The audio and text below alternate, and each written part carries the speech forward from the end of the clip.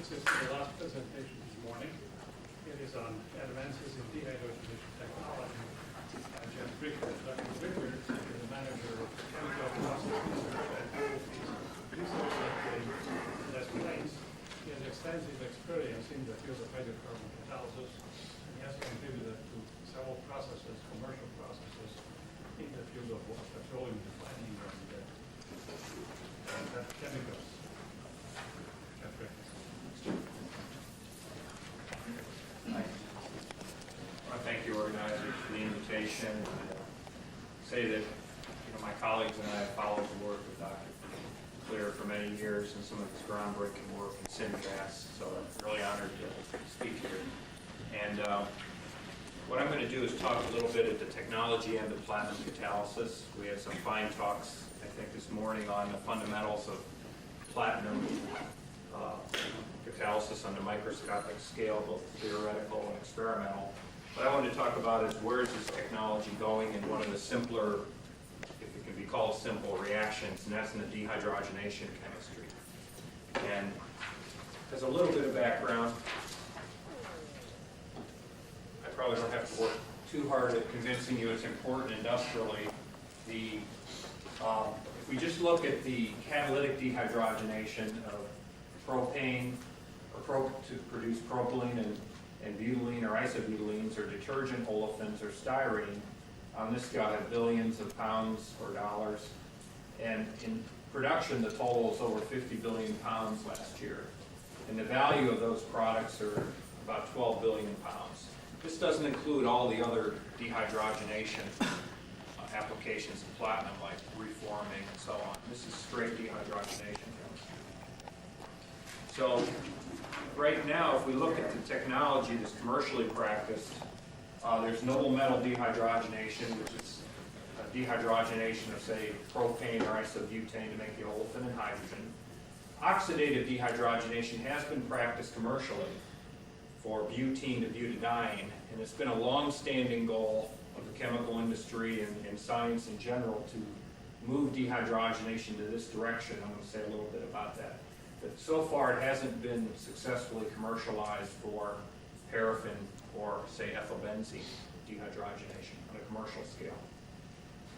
One area I want to touch on was an intermediate between these two, and that is doing dehydrogenation with selective oxidation of hydrogen. We sort of call it cheating the system. What we do is we allow the dehydrogenation to occur, say, ethylbenzene to styrene, and then we use a catalyst to do the oxidation of the hydrogen produced very selectively. So the net reaction is the same as oxidative dehydrogenation. In fact, if you look at what's going in the reactor and coming out of the reactor, it's the same as oxidative dehydrogenation. But the chemistry is much different, and that's what I'm going to touch on today.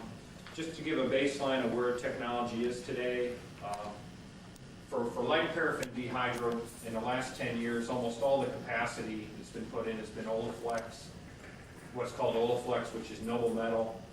And these are the performance you can achieve on a commercial scale. Say for isobutane, it's 50 conversion, 92 selectivity. That's across the whole process. The actual catalytic selectivity of the platinum site is much higher than 92. It's like 98 or 99. But you have thermal cracking because these are high temperature processes. And PACOL is a detergent range, and there it's a little bit tougher because these tend to aromatize, so the conversion level is more limited. The selectivities are a little bit outdated. These are actually in the mid-90s now. There are about 10 of these complexes in the world and about 30 of these complexes that have been built. And the difficulty in the straight noble metal dehydrogenation with modified platinum is the equilibrium. Here's temperature. This is the equilibrium for propane at 1 atmosphere. If you look at temperature versus composition, you can see that to get to any reasonable propylene, you're already at 627 degrees Celsius. So this is a very intensive process design required to run these. And it's pretty expensive technology when you come down to it. And if you look over the whole carbon range, these are the temperatures required to achieve 10% or 40% paraffin conversion at 1 atmosphere. Carbon number versus temperature. And you can see as you go out in carbon number, it gets easier in terms of equilibrium, but not a lot. you're still operating at high temperature regime. And if you're looking at propane and isobutane again, you're at very high temperatures. So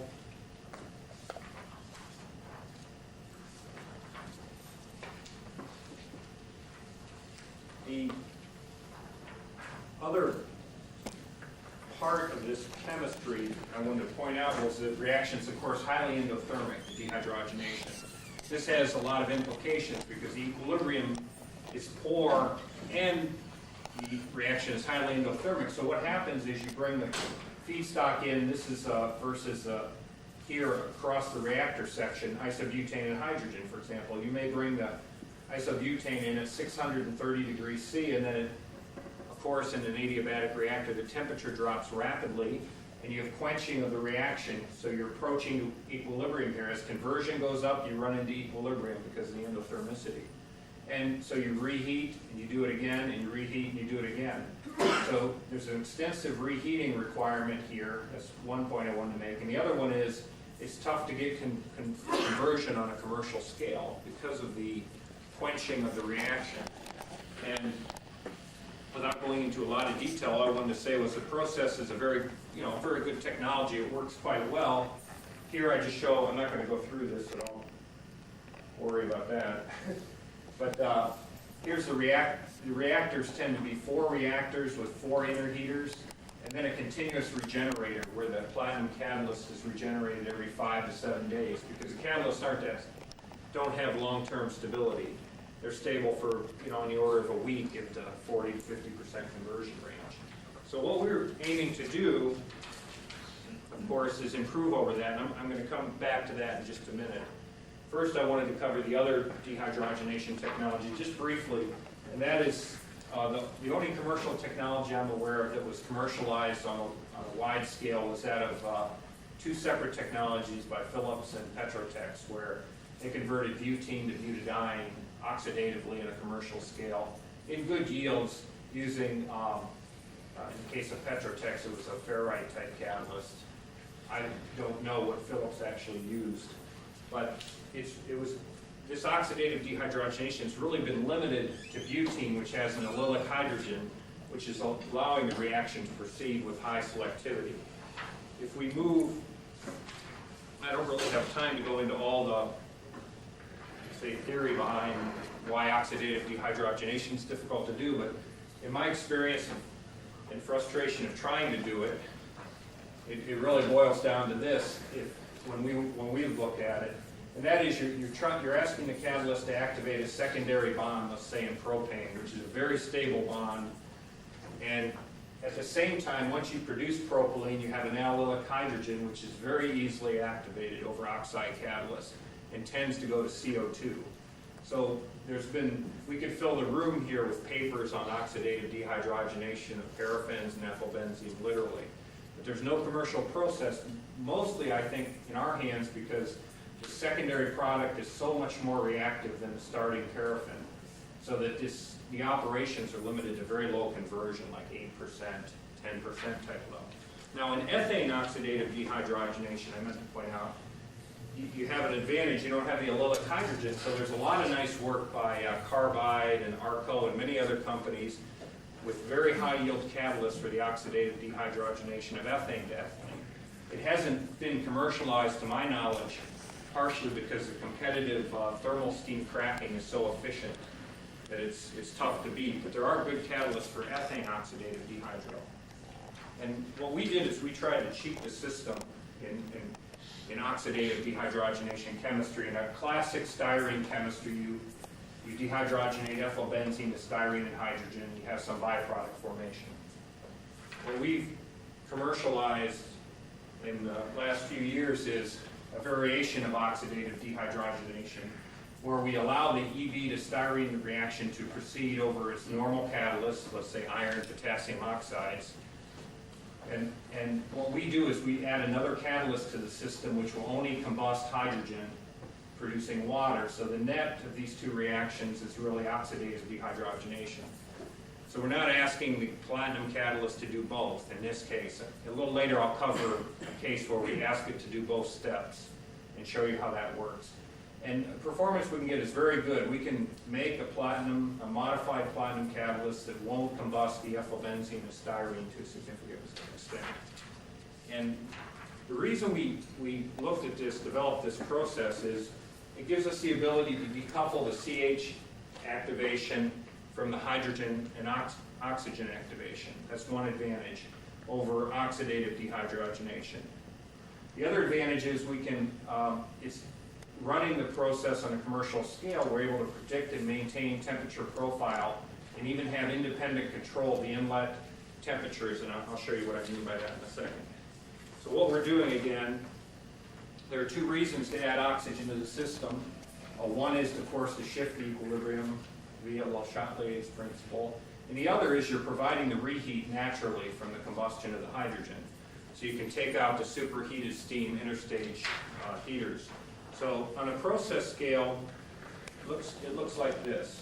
It's basically a styrene type reactor system where steam and ethylbenzene come in and are dehydrogenated. The difference is we add air or oxygen with steam after that reaction and into a selective oxidation catalyst bed, which then accomplishes the goal of removing the hydrogen and providing heat. You do another dehydrogenation and another oxidative reheat.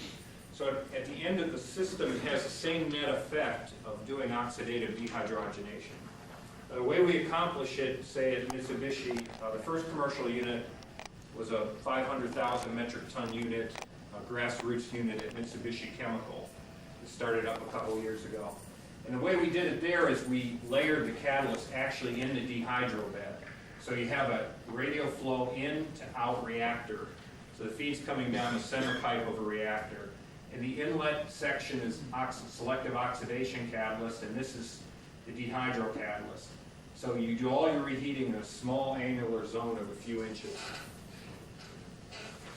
And the temperature profile then looks like this. So you have an endothermic dehydrogenation. Then you have the selective, this OC is the oxidation catalyst, reheating very quickly and then more dehydrogenation. In oxidative dehydrogenation, of course, the ultimate goal is to make this flat across the whole. That's the penultimate goal of this type of chemistry. So this is sort of an intermediate solution. Now the catalyst is not, for doing that kind of chemistry, is a platinum catalyst modified as group 4 metal, like tin, germanium type catalyst. And it's not a trivial catalyst to make. Because you really need high hydrothermal stability of the system, because the thermal load on this catalyst doing that combustion is extreme. Even advanced higher forms of aluminum will degrade under the conditions. So you need a high stability, and at the same time you have to be able to keep the platinum with its modifier dispersed, because if the crystallites grow in this system, then you'll combust ethylbenzene and styrene, which of course you don't want. And you want low coke. You also want low absorption of the olefin and diolefin. For example, styrene is very easy to combust in this type of system. You need low diffusional resistance, and the modifier has to be thermally stable. So I'll show you some catalytic data from the commercial plant at Mitsubishi. So this is after 1 year in the commercial reactor. Here's the inlet temperature to the OC bed, and this is temperature versus the depth into the OC bed. So this would be the inlet, and this would be outlet of the catalyst bed. You can see it's a very rapid reaction, the combustion. And you can see the catalyst we developed is very stable. This is the amount of deactivation in 1 year. So it doesn't deactivate very much, which doesn't make the catalyst business group very happy, but it makes the customer happy. The selectivity is pretty good. These are samples we took out of the commercial unit after use and then tested in the pilot plant. And I can't tell you exactly where the samples are from. They were layered out of the commercial unit. You can imagine like inlet and outlet.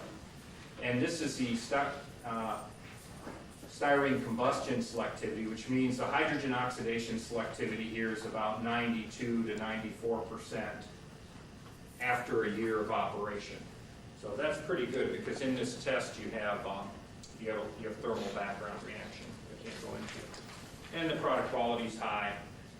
You make you don't make oxygenated compounds because under the oxidation conditions, you actually destroy intermediate oxidized compounds, like phenol and things like that. They're destroyed under this reactor system, so that works pretty well.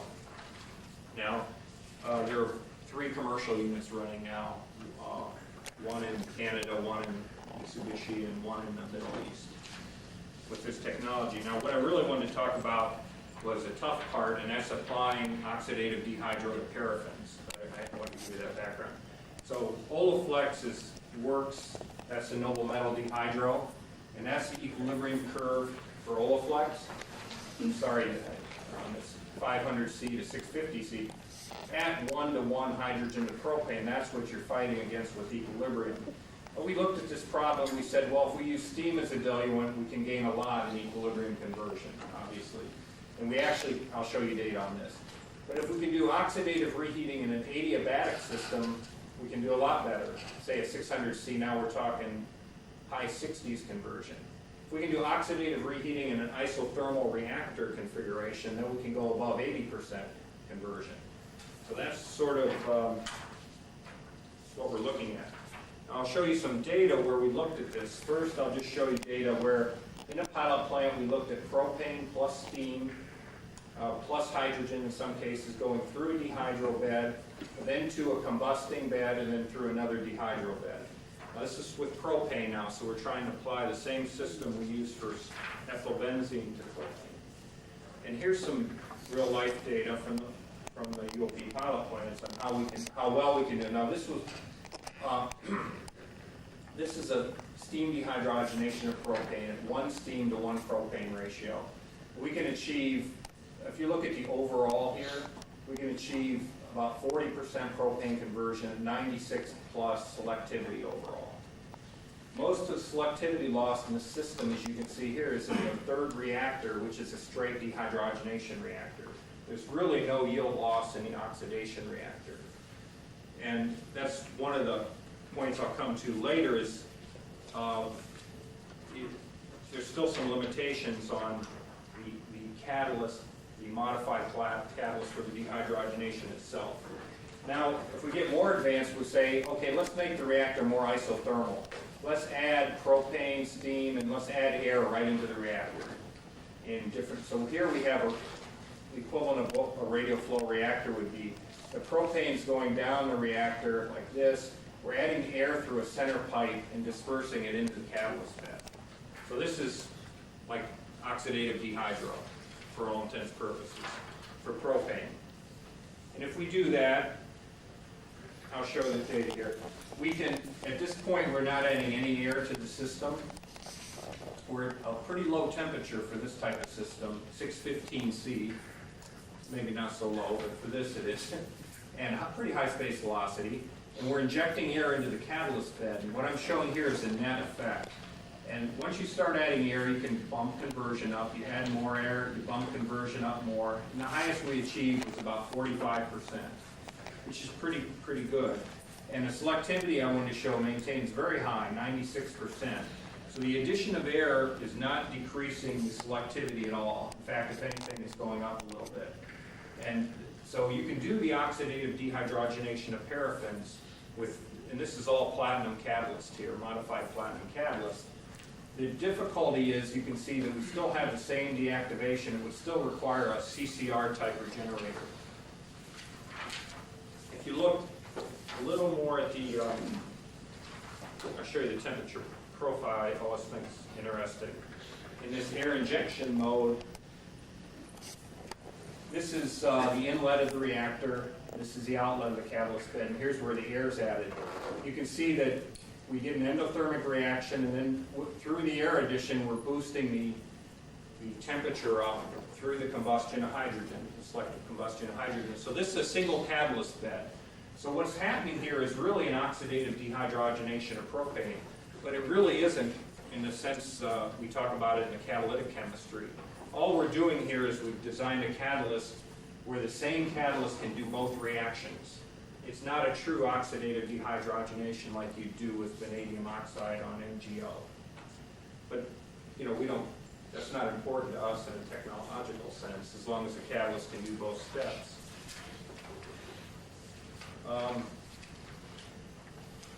Almost finished here. So the main points I wanted to make here in this system was, if you look at straight dehydrogenation, the inlet temperature required is very high, at least 650 C, and the conversion's equilibrium limited to about 40%, with 90% type selectivity, so your per pass yield's about 36. In oxidative dehydroparaffins, we can lower the temperature significantly, 35 degrees C. And that's very important from a process point of view, because when you start getting up at these temperatures, your reactor metallurgy and stability of the overall process is very difficult to engineer. I mean, it's been done, but it's difficult to push anything here any further. Here we can get higher conversion, higher selectivity. Because of the lower temperature, you can see there's less thermal cracking of the paraffin and olefin. So here's a case where we could say, oh, we want to develop a more selective Oleflex catalyst, right? Platinum modified on alumina. But there's really no point to it. Our catalyst is almost perfectly selective here. It's like 99% selective, the catalytic part of it. Most of this is thermal cracking, so the big selectivity advantage we can gain here is by lowering the temperature of the system and eliminating thermal cracking and eliminating the heaters. So we can get a significant yield increase. We're still far, well not far, we're still a ways from where we think it needs to be commercial technology. So I think some of the science that you guys presented is very pertinent to developing this type of technology further. And what I wanted to show kind of was the technology side of things. I think the science you're doing is very pertinent to this, because ultimately it's the catalytic kind of breakthroughs you guys were talking about that will allow us to get to this kind of performance in terms of modifying the platinum on a microscopic scale, keeping it alloyed, keeping the crystals below 10 angstroms, and keeping side reactions from occurring on the support. So my final slide, I want to show that in summary, is the oxidative removal of hydrogen is technically feasible, and it's been commercialized successfully for the ethylbenzene to styrene in several commercial plants. There'll be several more built. The selective oxidation of hydrogen overcomes one of the technical barriers present in what we all working in this field would like to do, and that's the pure oxidative dehydrogenation, isothermally type. But and the reason we can do that, we're separating the hydrogen abstraction from the paraffin from the hydrogen oxidation. We can either do them on, in the case of ethylbenzene, we do them on different catalytic sites. In the case of propane, we can actually do them on the same sites, but they don't occur at the same rate. So it's not a true oxidative dehydrogenation. If you looked at the black box of the reactor, you'd say, oh, that's an oxidative dehydrogenation, but it's really not. We're doing straight dehydrogenation and then burning hydrogen in the reactor over the same catalyst. So I think there's a lot more that can be done here, and that's all I have to do.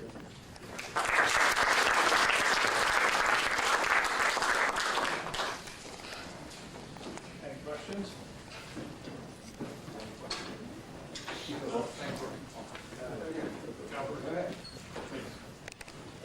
Well, this is beautiful technology and very intrigued by it. But I'd like to sort of raise the thermodynamic realities when you go to high temperature.